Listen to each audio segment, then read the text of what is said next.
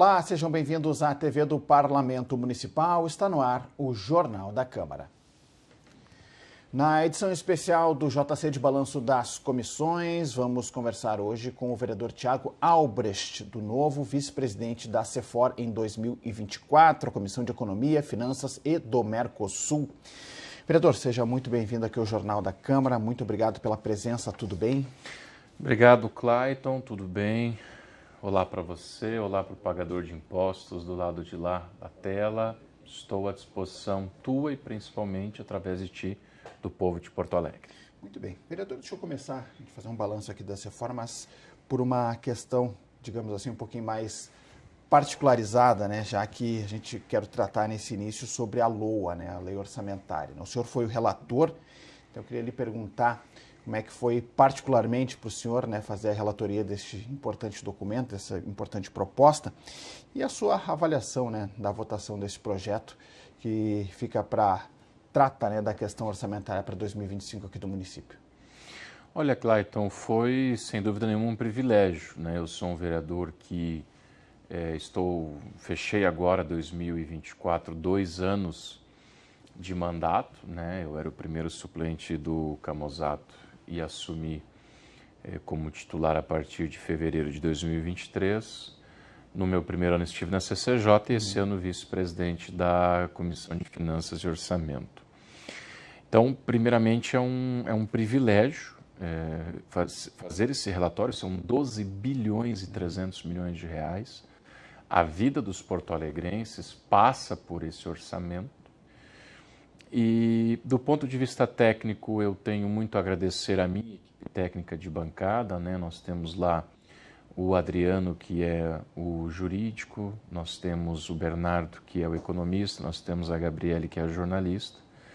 Então é uma equipe técnica formidável e, claro, o meu gabinete, na pessoa da Samila Monteiro, minha chefe de gabinete, foi assim um somar de esforços e de lupa, né? A gente sabe que o orçamento ele é muito minucioso, ao contrário do que muitos pensam, ele não vem da Fazenda Municipal, ele vem da Secretaria de Planejamento, né? Então, realmente foi uma experiência incrível, eu me sinto honrado de servir a população de Porto Alegre, junto com o time que citei nessa questão do orçamento, e graças a Deus, mesmo com a enchente, Porto Alegre sim vai ter dinheiro para continuar funcionando. Mais de 600 emendas, né, vereador? Então é um trabalho minucioso ali, né, que precisa ser feito, né? Análise a maioria delas, Clayton, são impositivas, né? Ou seja, os 36 vereadores, né, vão ser 35 agora em 2025, mas eram 36 até a legislatura passada, os 36 têm direito a emendar impositivamente R$1.600.000, metade para a saúde, a outra metade discricionário, saúde ou outros setores, isso está na Constituição. Então, a maioria dessas 600 emendas, eu posso te dizer assim que 85% são impositivas. A gente dá uma olhada, não no mérito, porque cada vereador, enfim, tem a sua base, tem a sua visão política, mas a questão técnica para saber se está tudo certo. E as outras emendas não impositivas, que são aquelas sugestões que os vereadores fazem, aí a gente sim analisa também o mérito e por isso a gente recusou a maioria delas, haja vista muitas serem redundantes, né? Já redundarem num trabalho, ou seja, o executivo já manda a alocação de recursos para aquele escopo, aí vem o vereador e tira dali e põe no outro, tira de outro e põe ali. Então a maioria delas foi recusada por isso. Mas, de fato, um trabalho hercúleo. E uma avaliação do senhor do orçamento ficou a contento, né? Como uma avaliação técnica como relator aí para esse 2025. O senhor citou a questão da enchente, né? Essa é uma questão bem importante também, né? De projetar para esse 2025. Olha, a contento nunca vai ser porque a gente não se conforma, né, com o gasto, muitas vezes, público de uma maneira que não apareça, às vezes, tanto na ponta. Eu ainda, e aí é um input não como relator, mas como vereador, Thiago, da direita liberal, enfim, eu lamento que muito dinheiro ainda vá para burocracias, né? Você tem segmentos do funcionalismo público que ganham muito dinheiro, outros setores que ganham muito pouco dinheiro, né? enfim, diversos outras alocações. Isso que Porto Alegre ainda é uma cidade razoavelmente saudável nesse sentido, está bem longe do limite de gasto com folha que a Constituição prevê, né? Mas, tirando esse input liberal da minha doutrina política, né, de achar que o Estado tem que ser sempre um Estado enxuto e necessário, né, ou seja, não gastar dinheiro em áreas que o Estado não precisa, mas como relator, aí sim, um cargo republicano institucional desta casa, eu acho que ficou equilibrado, ficou um bom orçamento, né? Há uma austeridade fiscal, uma responsabilidade fiscal mais que tudo, já desde o governo Marquesan, agora com o governo Melo I, que possibilitam, Clayton e telespectadores aqui do teu jornal, que possibilitam a cidade alocar 100 milhões a mais, por exemplo, na mitigação e combate a cheias, né?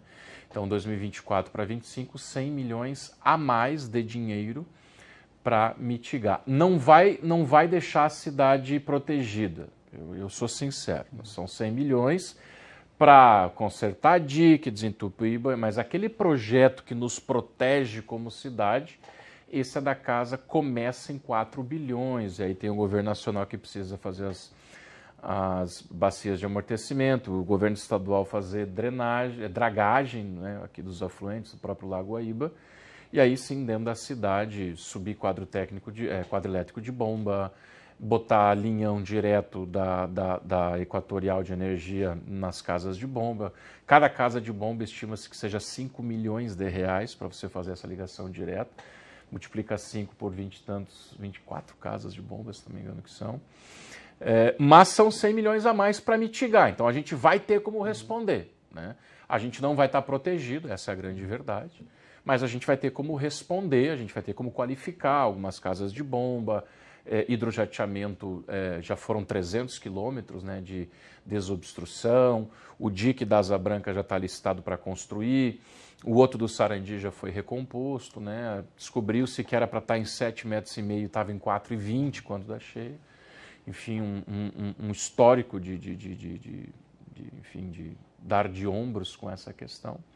Mas sim, haverá 100 milhões para isso. Nós aprovamos também, de minha articulação e autoria, uma emenda de 5 milhões a mais para as instituições que trabalham junto à FASC no acolhimento de contraturno, vínculo social de crianças e adolescentes. É um trabalho preventivo, né?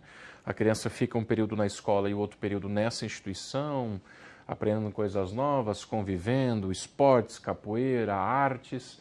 Então essa foi uma articulação minha, né? As entidades do CMDK vieram até o meu mandato, e aí a gente então fez essa emenda, né? Articulamos com o líder do governo Sequim e com o então secretário, hoje vereador César Schirmer, né? Do Planejamento. Então foi uma vitória que tive como relator. As entidades pediam 21 milhões, não foi possível, nem sempre o ideal é o possível, né? Fala-se que política é a arte do possível, 5 milhões a mais para essas entidades, e também uma emenda que eu acabo assinando, mas não é minha, do vereador Ramiro Rosário, do meu partido, de associações de moradores que não pagam IPTU, mas que por negligência e má gestão de seus antigos gestores, essas associações acabaram acumulando dívidas, não apresentaram as negativas, mas há novas pessoas nessas associações de moradores buscando limpar a barra. A gente vai dar o perdão para essas... a gente deu no orçamento o perdão dessas dívidas que nem deveriam existir para que elas possam tocar em frente. A gente sabe que as associações de moradores são bem importantes. Então, é um orçamento equilibrado, responsabilidade fiscal, tem dinheiro novo para a mitigação de problemas ainda das enchentes de 2024 e também, Deus o livre não aconteça, mas a gente sabe que o sistema é problemático, né? Mas vai ter 100 milhões a mais para drenagem, para desassorear, para hidrojatear, como falei, esgotos aí pluviais. E essas emendas que a gente aprovou, tem uma emenda também do vereador Giovanni Culau, que a gente aprovou, que ele realoca da publicidade para a defesa civil cerca de 300 mil reais. Essa é uma emenda que eu, como relator, aprovei e o plenário aprovou. Então, acho que ficou de bom tamanho. Porto Alegre, graças à responsabilidade fiscal dos últimos 8 anos, está com um orçamento saudável. Não dá para o prefeito dizer que não tem dinheiro, não dá para nós, vereadores, darmos de ombro. Agora é fiscalizar o executivo no cumprimento do orçamento. Sem dúvida. Esse tema da enchente, né, como não poderia ser diferente, também foi pautado, né, pela comissão. Em julho, por exemplo, o secretário Fantinel da Fazenda TVI apresentou um balanço do impacto das finanças, né, na arrecadação. Teve queda de arrecadação em maio, junho, como não poderia deixar de ser, né, em maio, em torno de 71 milhões. Então, isso, de qualquer forma, impacta, né, intrinsecamente ligado, né, com o orçamento do Executivo para 2025, né? Sem dúvida nenhuma.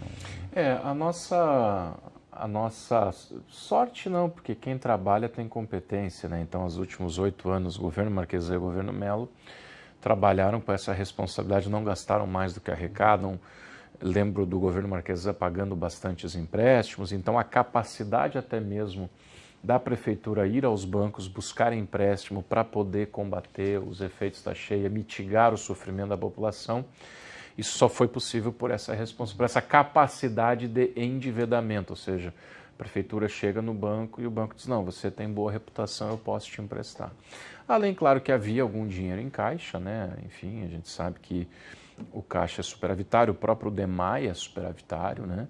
Então, esse dinheiro, o DEMAI é um departamento, ele não é uma autarquia, então o dinheiro entra no caixa corrente líquido. Houve sim perdas, né? Isso é importante frisar. O envio federal de recursos, ele não foi a contento, e acho que não será também, a gente tem visto isso, né? Então, houve perdas, mas como... E aqui eu parabenizo o secretário Fantinel, é preciso parabenizá-lo por essa condução austera, mas claro que o parabéns também vai para o vice Ricardo e para o titular Melo, o prefeito Melo, que são quem dão um input político, que graças a essa condução mais responsável, né, não populista, houve essa gordurinha guardada, houve essa capacidade de endividamento, os bancos pararam de cobrar juros de dívidas, então houve um fôlego. Então, o estrago foi menor. Houve estrago, houve prejuízo aí, 200, 300 milhões de reais, se eu contar a perda de receita com os 200, 300 milhões que a prefeitura teve que alocar. Está quase R$500 bilhão de prejuízo.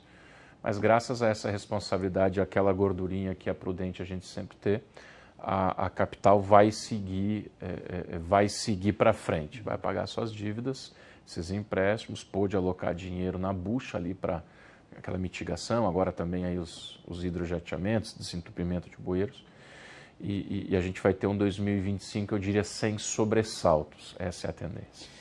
Vereador, a gente vou trazer algumas outras pautas aqui que foram debatidas na CEFOR, né, para a gente também ver a abrangência dos debates, né, que foram trazidos para a comissão.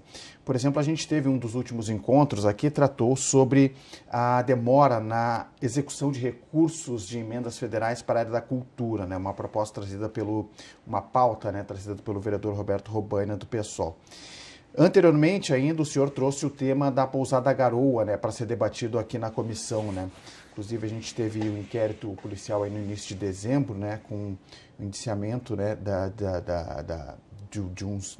secretário um servidor da FASC e o dono da pousada, né?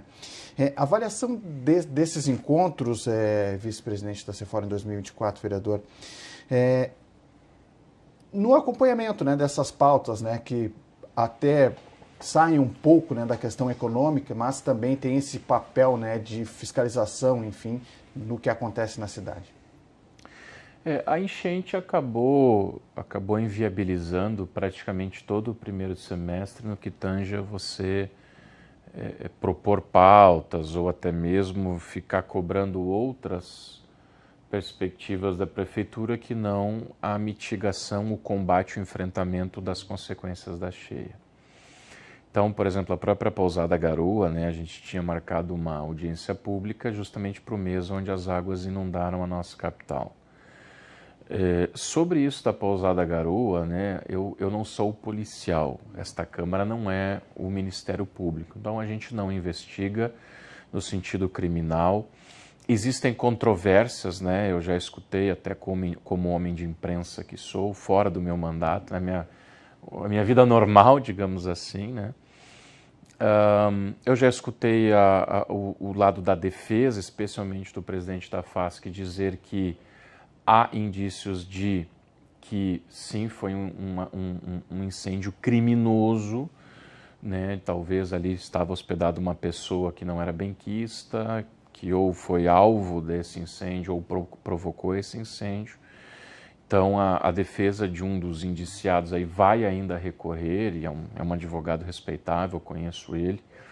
Então, isso eu deixo para a polícia, né? No que tange à esfera criminal, eles foram indiciados culposamente, sem a intenção de matar, mas eu diria que ainda haverá, na fase do processo, houve o indiciamento, a polícia entrega o inquérito para o judiciário, e recém agora que o Ministério Público vai se debruçar, enfim, eu acho que ainda haverá reviravoltas no que tange a esses meandros de como aconteceu. Do ponto de vista da cidade, sim, há uma falha da prefeitura na fiscalização em alguns processos. Essa pousada já tinha tido problemas de incêndio e morte anteriormente, ao mesmo tempo que a gente sabe que é uma pauta muito delicada das pessoas em vulnerabilidade, das pessoas em situação de rua, questão dos abrigos, né? A gente viu o prefeito no final de 2024 falando muito, reclamando e fazendo, que eu acho positivo, uma autocrítica, dizendo não foi bem essa área da FASC, essa área social. Então, eu acho que o problema da prefeitura ele não é criminal, ele não é, pegou fogo porque o prefeito... Não, o problema é competência, né? Acho que o povo de Porto Alegre, e eu no segundo turno me juntei a essas vozes, nós demos mais 4 anos para o Melo, mas não quer dizer que não vamos cobrar o Melo, e o Melo sabe disso. Então, é preciso, e já coloquei inclusive o meu novo mandato à disposição do prefeito, para ajudar o prefeito a acertar mais e errar menos. Ele errou bastante na área da FASC. Ele que eu digo o governo, errou bastante na área da FASC e precisa acertar mais. E com relação a essa pauta do vereador Robaina, me parece que esbarra na burocracia, né? Essas emendas, elas ainda estão em Brasília, porque precisam de projeto, precisam de liberação. Tivemos uma audiência presidida por mim bastante tensa, né? Onde a gente ouviu o segmento cultural. E eu, como liberal, só posso dizer, né? Menos Estado, mais cidadão, menos burocracia e mais dinheiro na veia, né? Porque que o dinheiro vai a Brasília para voltar em emenda parlamentar. Então, espero realmente que a cultura, que também foi um tendão de Aquiles do governo Melo, 4 ou 5 secretários e secretárias de cultura. Então, a gente espera que, repito, a gente está aí para ajudar o Melo a acertar mais, ele teve bons acertos, e a errar menos. Houve erros, sim, como esses 2 relatados por ti, que a CEFOR se debruçou, e eu acho que dá para consertar. Muito bem, a gente está encaminhando aqui o final da nossa entrevista com o vereador Thiago Albrecht, foi vice-presidente da CEFOR em 2024. Doutor, projetando aí esse 2025, até ele perguntando da sua vontade pessoal, seria permanecer na CEFOR, quer daqui a pouco ter a experiência de uma outra comissão, o senhor foi da CCJ já, enfim, desse cunho mais pessoal assim do senhor, né, sua vontade. Clayton, quem ganha governa, quem perde a oposição, né? Ganhou a centro-direita, nós provavelmente, Partido Novo, seremos base do governo Melo, e dentro do arranjo de quem ganha governa aqui na casa, sempre um revezamento. Evidentemente que todos os partidos proporcionalmente estão dispostos nas comissões, na mesa diretora. O convite que foi feito para o meu mandato, para mim, é para estar na mesa diretora da casa. Então, não deverei estar em comissões neste 2025, mas como integrante da mesa, se assim se confirmar essa eleição, esse revezamento dos 35 vereadores, e na mesa, especialmente, repito, quem ganhou, vai ter a maioria, evidentemente. Espero estar ali na mesa ajudando a esse parlamento ser cada vez mais independente. Repito, não é porque existe a base do governo aqui na Câmara que a Câmara é um puxadinho do Executivo. Não. Este parlamento precisa ser independente, harmônico, como diz a Constituição, mas a Câmara precisa ser altiva, ativa e independente. E em se confirmando a minha estada em 2025 na mesa diretora, como secretário, segundo secretário, a minha ideia é contribuir nesse sentido. Muito bem, quero agradecer aqui a participação do vereador Tiago Albrecht, foi vice-presidente da CEFOR em 2024, desejar para o senhor aí um ótimo 2025, né, para que a gente tenha uma Câmara, como o senhor falou, né, com bons debates, né, temos debates importantes a tratar nesse 2025. Todo sucesso e saúde aí para o senhor e para toda a sua família, vereador. Obrigado, Clayton, para você também, que Deus abençoe em nome de Jesus, a ti, a toda a equipe aqui da TV Câmara e também a todos os telespectadores e esperem aqui desta casa um 2025 de muito trabalho. Muito bem, obrigado, vereador. O Jornal da Câmara de hoje fica por aqui. Mais informações do Legislativo você confere no site da Câmara de Vereadores de Porto Alegre. Lembrando, acesse também o nosso YouTube, o YouTube da TV Câmara. Muito obrigado pela sua audiência, você já sabe. A gente se encontra na próxima edição. Até lá!